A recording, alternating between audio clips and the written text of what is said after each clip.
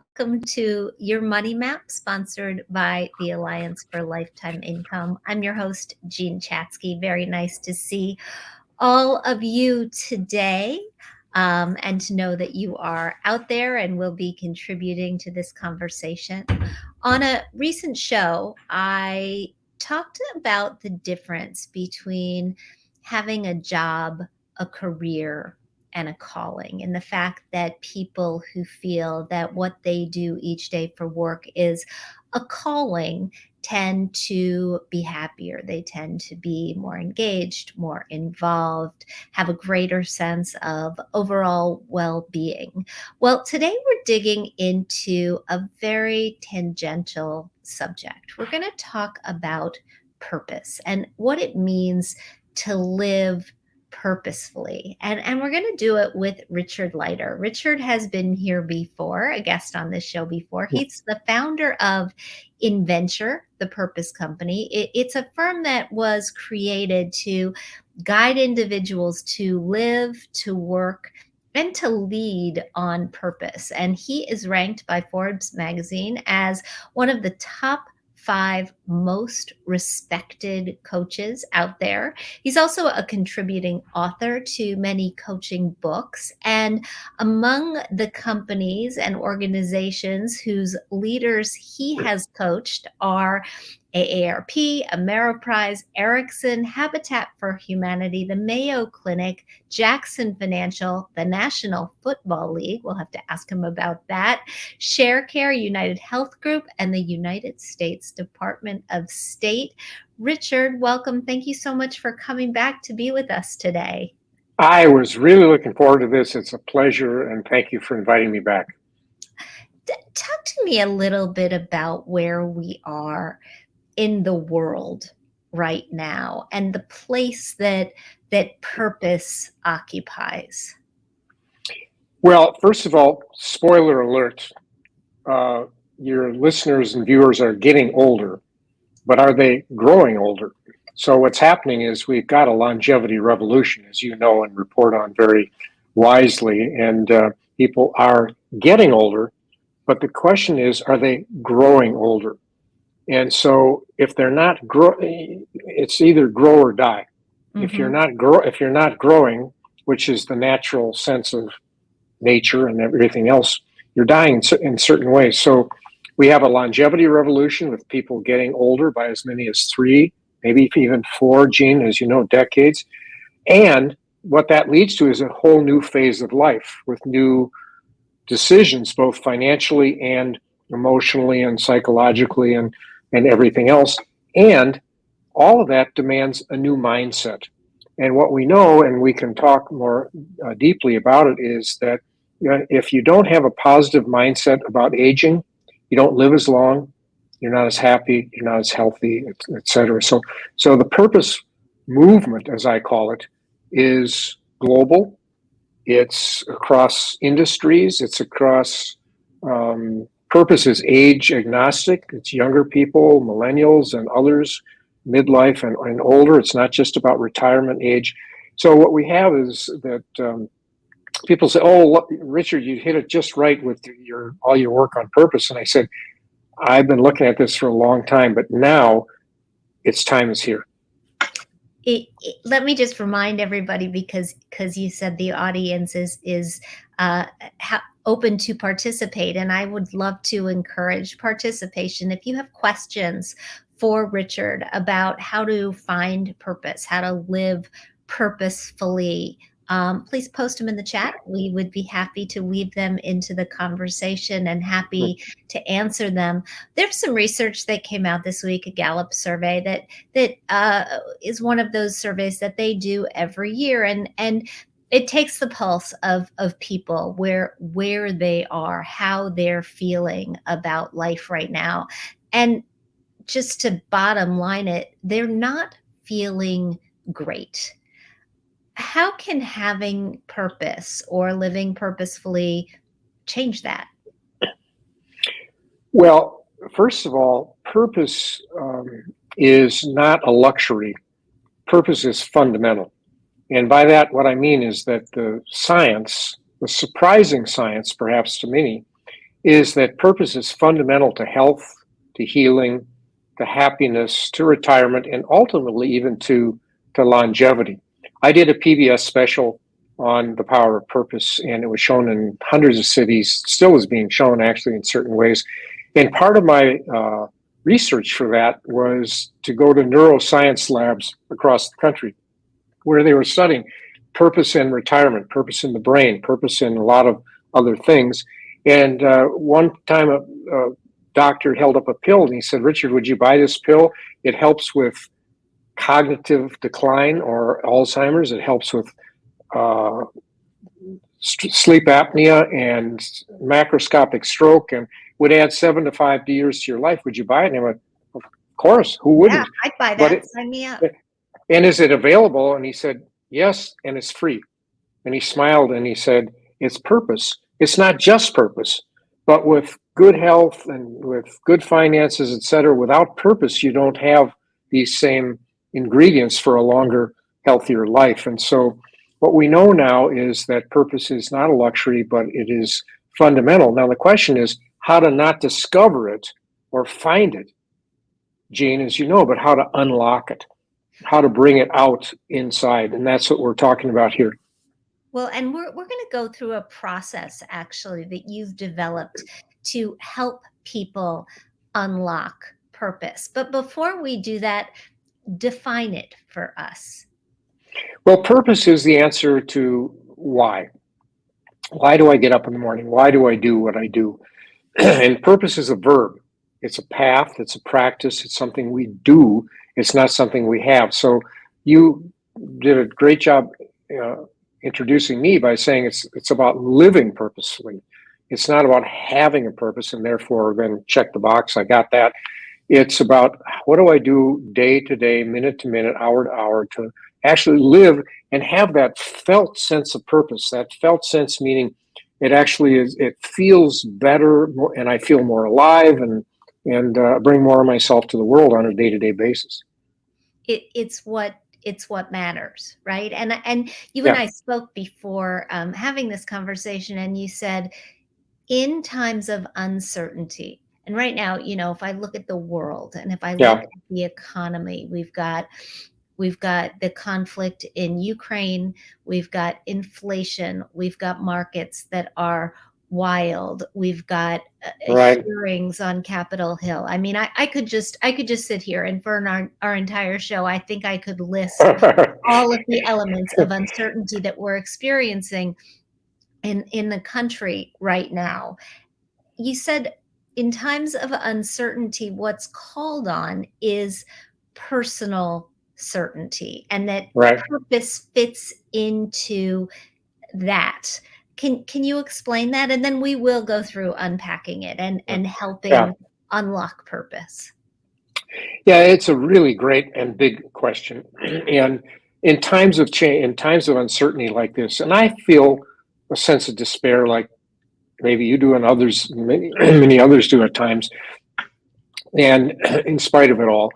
And when in times of change or when there are triggers or events in our life, of which you've named several and there are many more you said we could talk about, we go higher and we go deeper. When we go higher, we step back and go, what's going on out in this crazy world? And then we go deeper and we look at what's going on with us in our relations, in our family. And when we go deeper, what we yearn for are the constants. What doesn't change in times of uncertainty? And that's when we look for a sense of, why am I doing this? What's the point of the exercise? What is my purpose? What do I do in these times? And so we dig a little bit deeper into the larger questions. The pandemic raised a lot of existential questions about the end of life, for example. And if I don't live that much longer and the clock's ticking, what do I do now? That kind of thing. My teacher in this early on, and I've had many great mentor teachers, was Viktor Frankl, who was a neurologist, psychiatrist in concentration camps. He lost his whole family and his pregnant wife and his grandparents and everybody. He was liberated and weighed 87 pounds and came back to Vienna, where he was, as I said, a doctor, training other doctors, and he wrote Man's Search for Meaning. And he said this, which I think is important, Gene, and that is the ultimate choice, or the ultimate factor in our lives is choice, choosing what matters in these times, and then acting as if we can say yes to life, in spite of everything. So part of it is this mindset that's so hard to define, but this mindset to choose life in spite of everything. And that's in retirement, and so many people who choose to retire and then find something's missing. Yeah. They have to revisit that sense of what's the point of the exercise. So let's go through the exercise, right? We like to get tactical. Yeah, We like to try to leave people with real solutions on this show, things that they can actually do, things they can follow along. And let me just say to everybody who is watching, try this, and let us know how it's going. You can drop us a line. You can tweet at me. I'm at Jean Chatzky. I'm sure you can get Richard on social media also, and then we can come back and we can follow it up with a part two. I'd love to do that. Yeah. There are 6 steps, right, Richard, in Yeah. unpacking your purpose or setting up your practice. Yeah. Let's talk about the 6 steps. Let's go Yeah. through each of them. It's also, another word for it is reimagining retirement, or reimagining this new, or this next phase of life. And one of the things that I found in interviewing retirees, when I asked them, what is your single biggest challenge in retirement? The question that comes up oftentimes is relevance. Maybe it's not that word, but remaining relevant, remaining with a sense of identity and focusing in the world and things. So the 6 practices of reimagining are, first of all, and it doesn't go actually step by step, because you can enter into any of these 6 practices at any point and then go back to others. But number 1 is reflection. And reflection does not mean to go off to a cave in Nepal and meditate and light a candle or anything. It means to simply step back, like wisdom, and look at the big picture and look at where have you been in the rearview mirror, and where can you go in the windshield. And the windshield is often, or is, bigger than the rearview mirror. So when you reflect, it's not about just where have you been. It's about where you can go. And so, when I look at reflection, people say, what do I reflect on? And I say, well, let's just look at the 3 M's: money, medicine, and meaning. Mm-hmm. Now, maybe you got the money thing handled. Maybe you got the medicine, meaning health, not medicine per se. But what's going to give meaning to your life? Because we all know a lot of people who are unhappily wealthy and healthy. And we know other people who are not so wealthy and healthy who are happy. So what's the distinction? How do we reflect on what we want? So one of the things, just to take the reflection piece just a little bit further, Jane, is that a lot of people find when they retire that they've been living a default life. They've been living somebody else's kind of vision of the good life. And now they want to look at, well, what's my vision, my authentic vision of the good life going forward? Where do I want to live? Who do I want to live with? What do I want to do? And what's my reason for getting up in the morning? So place, people, right work, sort of, and purpose is so reflection is step 1. Step 2. Before you leave reflection, and I'm going to ask you this at pretty much every step along the way, because for me, these things become more tangible when I have examples. So you've coached a lot of people through this process. Give me an example of what somebody learned in reflecting. Well, I mean, the reflection is really just pushing the pause button and looking at, what do you want? One of my colleagues has an answering machine. When you call, and he's not there, it says, at the sound of the tone, please leave your answer to life's 2 eternal questions. What do you want? Or who are you, and what do you want? And so reflection is, who are you and what do you want? And so the what do you want question could be a bucket list. It could be just, what do you want out there? But what I encourage people to do is that's one thing, to say, what do you want? But the second thing is, who do you want to be in this next phase of life? Because relationships are a big deal. And a lot of Mhm. what brings us unhappiness in this next phase of life is the whole loneliness epidemic in certain ways. So what people come up with is some sort of sense, and it's hard to give an example because everybody's an experiment of one. Everybody Right. gets to decide how, and so, well, that's not me. So, I mean, it could be just your bucket list, which is just fine to start with. And sometimes, by the way, people will say, I'm a retired lawyer, I'm a retired teacher, I'm a retired something. I said, why don't you just take out lawyer and just say I'm retired? And they'll say, oh, no, I want to matter. I want, I don't want to just be nobody. I want to be somebody. And I was somebody, and now I'm not somebody. And so part of the conundrum here is, how do you stay relevant?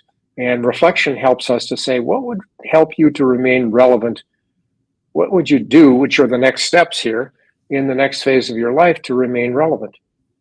Does that make sense? Or Yeah, no, it makes a ton of sense, and I think it makes even more sense for people like me who are very caught up in the work that we do every day. And one of me the too. reasons, Me too. one of the reasons that I think retirement is not on my list, right? Or at least full retirement, is because I don't know how I would essentially answer that question, or I don't know what descriptors I would use for myself because I haven't figured it out yet, right? And that's a little scary. Well, in my interviews with retirees, they'll say, "Oh, I'm so busy. I'm more busy now than I was when I was working full time." And I went, "Well, what are you busy about?" Right. And they pause and they'll say a lot of things, and I'll say, "That's filling time. What about fulfilling time? What Mm. gives you fulfillment? What gives you meaning? What gives you a sense that you're really relevant and engaged?" And oftentimes they haven't figured that out. That's part of the new realities of retirement, is figuring out what brings you both money, medicine, or health, both essentials, both fundamental, as you are expert in, and also meaning. What's going to give you that reason to get up in the morning that makes you really come alive and gives you that spark? What's number two?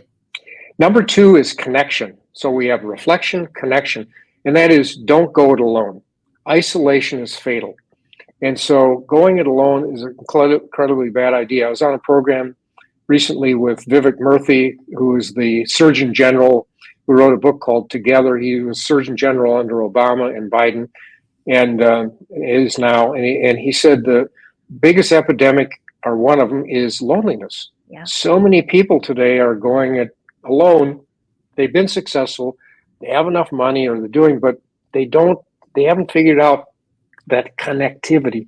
So I often, the practice that I teach people is to have a sounding board. So as a retiree, don't go it alone, have a sounding board. And it's not just your spouse or partner, or it's others. And the sounding board has four people on it. Number one is a wise elder, somebody who is an exemplar of retirement that you could say, oh, they did it pretty well. I wonder what I could learn from them. Secondly is a committed listener, somebody who can listen to you and say, to look at all of the nuances of, sure, you got it together financially and health wise, but what is it that's missing for you? And let's talk about that. Third is a wise younger, Hmm. somebody who's younger than you that you can talk to that might ask you different questions. And fourth is a purpose partner, somebody who can go together and say, let's check in on a regular basis. Let's talk about this. I don't want to be out there just playing golf or doing the activities on my bucket list. I actually want meaning and meaningful relationships. And I don't want to have to be Mother Teresa or go and volunteer, but I do want to do it usually beyond my own family. I want to do it in a broader sense. I want my life to matter. I want that sense of relevance. So that's connection. Third, we move to third. Sure, Third, we third, can do the third. third is explore. So once you've kind of thought it through and talked to some others and kind of created a structure, then the third thing is to get out and explore things that you've been thinking about. So explore. I know that I was on a program with the founder of TED, Richard Leider, and he said that TED, the TED Talks, Sure. were created on curiosity. Millions, maybe billions of people a day watch TED Talks because they're curious about something. So exploration is, what are you curious about? Get outside of your comfort zone and open some doors to new hobbies, new avocations, new vocations, new things that you're curious about. And so exploration is to not just sit back and wait for it to happen, but actually start to move out there in certain ways. And when people do that, there's this sense of like, where have I been? I've been so busy either parenting or working or doing what I did. I didn't have time to explore. Now I have some time to explore, and maybe it's a new place you want to live. Maybe it's a new vocation. The highest percentage of new entrepreneurs in the country is women over 60 I who are know, isn't that explore. amazing? It's fabulous, but they're exploring new things they didn't perhaps have the time or the wherewithal to explore now, but it's never too late. And Isn't so, one of the things that I think is so interesting about exploration, and one of the facets of the process that gets discounted in my mind, is that it teaches you what you don't want to do, right? And I exactly, it talk to does. my children about that a lot as they Right, try jobs in their 20s. I think your 20s are a time to try different things. right. Um, and it's okay to find out what you don't like. Yeah. Yeah, when I did the PBS special, I went out to 6 cities to do live events. If you pledged at a certain level, you'd get me to do a live event. And the whole Gene, it was I would walk into the room and there'd be a whole family sitting at a table, grandparent, parent, kids, et cetera. All said, "You're all here. You all saw this special. What do you?" They said, "We're all at an exploration of what's next moment." And I thought I had it all together, the grandparent, but now I'm without a job or I'm retired or and I'm asking the same questions and so we can help each other. We're all here so we can enjoy or we can have a conversation and some practices to figure out how to do this. And so I found that to be very revealing. Yeah. What's step 4 or number 4? I know they're not Yeah. steps. We're not taking them No, in order. no. Step 4 is to choose. Of the explorations, is there one area or one thing, not or one or maybe one or two, that you want to do a deeper dive into? And so, are there things that you would like to make some commitments to and find somebody to maybe mentor you or a place to go to experience this? And so, rather than just keep exploring, uh, maybe if you're exploring a new place to live, maybe you need to go there. Maybe you need to get the newspaper. Maybe you need to talk to the Chamber of Commerce. Maybe you need to do some, but you need to do a deeper dive into just opening the door and close. And I think you made a great point about closing some doors. That's part of it. And Yeah. so choosing, and then the fifth step or the next step is repack. And that may be a new term for people, but they know, the term unpack and repack. I wrote a book called Repacking Your Bags, Lighten Your Load for the Good Life. And so repack means to really decide what it is you need to unpack and let go of in order to have time or resources to do what you really want to do. So it starts with stuff. Repacking, people think right away of, oh, I need to clean out my house or get rid of my stuff.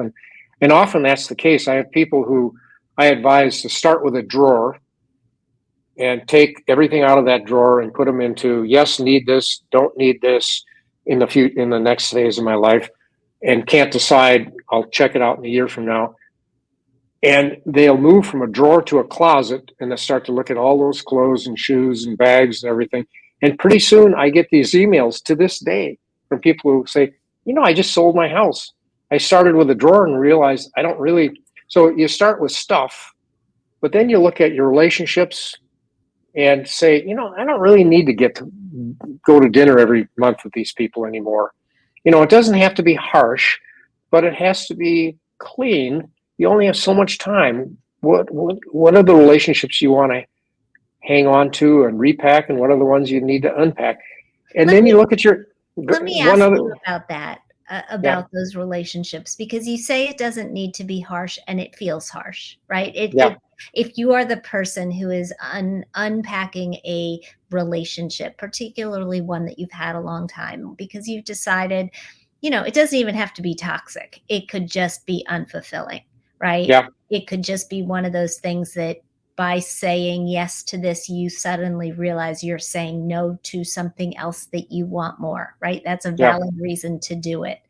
yeah. How do you how do you justify it to yourself, and how do you justify it to the other person?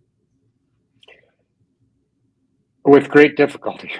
Uh, it often takes a crisis. It takes a breakdown of some sort. It could be cancer. It could be economic. It could be a lot of things that say, I need to make a decision here. I've been living in limbo, and I need to in order for me to get on with this, I need to let go. So there's no easy answer to that question, Gene, for sure. And it's the thing that hangs a lot of us up, the unpacking question. And, maybe even start with a calendar and just say, where are your commitments? I don't want to volunteer here anymore, or I don't want to do this anymore. Because it's taking up time that I'm really not committed to. So saying no is a complete sentence. Yeah. Yeah. I And, love I and love that's that. not, but it's not easy. It's not easy to say no. And sometimes we have to work our way through that. We may need to get help with that.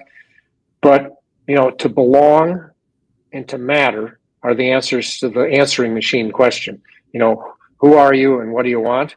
The answering machine question I asked, I talked about earlier. And, if when you look at the who are you and what do you want, if it's not working, I mean, at some point it may take a crisis or not. I'm not sure. We got a comment from Suzanne that somebody she knows refers to unpacking as Marie Kondoing your life. that's a that's a good way to put it. And I think you do it with some sense of, it's not just like with retirement. What are you leaving or what are you going from? The key question in unpacking is what are you going to? So if you're unpacking a drawer, for example, the condo model, what is it that you want that you're not having that this won't get you there? So, when you look at the three boxes in front of you with the drawer as a simple example, what what will get you what you want, what will not get you what you want, and what are you not sure of? And so you start to make these distinctions, which are very hard as human beings to make. After we repack, what do we do? Act. Number 6 is act. We choose I'm going to make a commitment here. It could be for a month, it could be for a year, it could be for a period of time, but I'm going to commit to try this and to do this, not just think about this or talk about this. And I'm going to get out there and make this kind of a first step, not for the rest of my life uh, type of commitment. And so I think that choice, as Viktor Frankl said, say yes to life by acting. Purpose is a verb. Action, the key ingredient here, Gene, is that action precedes clarity. That's a big line. I mean, that is a huge line for me. It took me a long time to learn. It's not just about having a purpose. Action means acting purposefully leads to that felt sense, that sense of a purpose. So action by doing something that you're committed to. And, you can go back to connect and reflect and explore and look at this. It's not just this automatic um, way of being. It's a process. But I say this all the time, Gene, and that is the process works if you work the process. You can't just think through this. You got to act through this. I've heard you use the phrase purpose and a paycheck. That and it makes sense to me, right? You can really only in many cases afford to do this if you've got the resources available to support you, particularly in retirement, Yeah. particularly if you've given up your lucrative day job or career, and maybe you're doing Right. something that earns some money, but maybe it's less money, or maybe you're working part-time instead of full-time, or maybe you're not working for pay at all. How do you sustain the practice of purpose through retirement? How do you afford that? Well, hopefully you've had a good and have a good financial advisor that's helped you to create that kind of a construct or that kind of a reality. But the question always is how much is enough? How are you going to figure this out? And so Chris Farrell, NPR financial correspondent, longtime colleague of mine, friend of yours as well, and he wrote the book Purpose and a Paycheck, and he said, don't start with the paycheck, start with the purpose.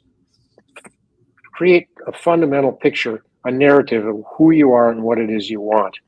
And it may not work out the way you want it financially, but if you are saying, well, if I just do this and then someday I'll retire and do what I really want to do, he said that's the old narrative. The old life phase that I grew up with, my father, who worked for the same organization for 40 years, retired and died 2 years later. He had enough money. He was, I thought, healthy, and he died. And his thing was that he couldn't wait to retire. Mm. And when he retired, however, he had spent so much of his most precious currency, his time, doing things that were really not exactly who or what he wanted to be or do. It wasn't terrible, but it wasn't exact. So I think we have to weigh out with purpose and a paycheck. With purpose is that time is our most precious currency. How are we spending our time? And will it get us? So I coach people all the time who say, this is great, but I don't have enough money to do this. And I went, let's figure out how you can revisit this and get your financial planner involved in figuring out, is there a way?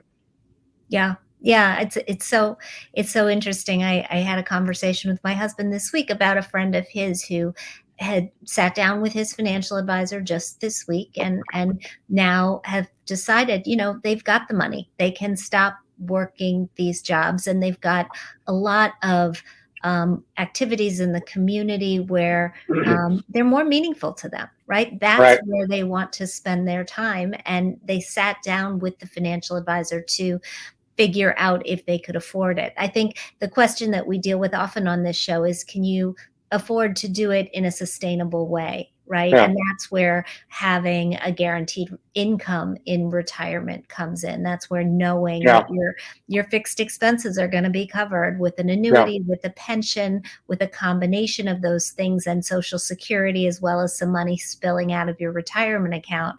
You Right. don't want to have to worry that that's not going to be there when you hit your Right. 80s, 90s, and beyond. And I agree with all of that. And the question is, money for the sake of what? Not just survival, but what is it you really want? And what are some things you can unpack, perhaps, to get to the point where you want to get to with the clock ticking. I'm often, in this new book that I have out, Who Do You Want to Be When You Grow Old? It starts out with the long conversation, which is what we're having, but it ends with the last part of the book is the ultimate conversation. It's about dying. Mm. And so when people say, "Oh, it's so morbid," and I said, "Not morbid at all. It's a reality check on who you are and what do you want."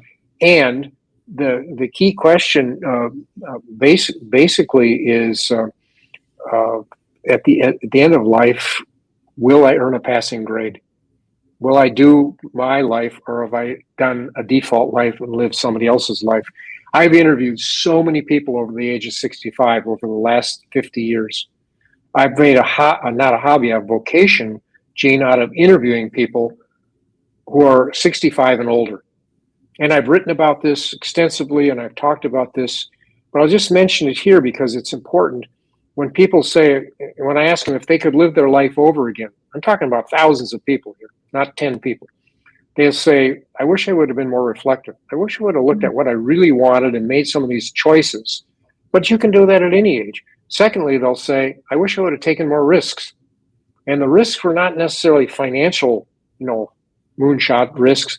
They were risks around relationships and work. I wish I would have spent my precious currency, my time, on what really matters, which are my relationships and the work I love to do, which is, I push on this thing, at the end of life, I wish I would have spent less time at the office. That's not true for a lot of us. A Right. lot of us, our work is very relevant to who we are and what we love to do. And so it's maybe for some people that's the case. So reflection with these older adults, if you could live your life over. And the second is risk. And the third is the courage to make those choices. And the third is they want their life to matter. 100%, no exceptions. Human beings in their DNA want their life to matter. And that can come in a lot of different ways. But retirement, or what we call retirement, or this new phase of life, these new decades, which may be more years than you worked in many ways, you want your life to matter there too, just as much. Tell us where we can find this new book, Richard. Well, it's available Amazon, Barnes and Noble, etc. I've done. I think I shared this with you. I've done 75 plus interviews around the world. What we're talking about here is not just a boomer phenomenon, or a retirement, I should say, phenomenon.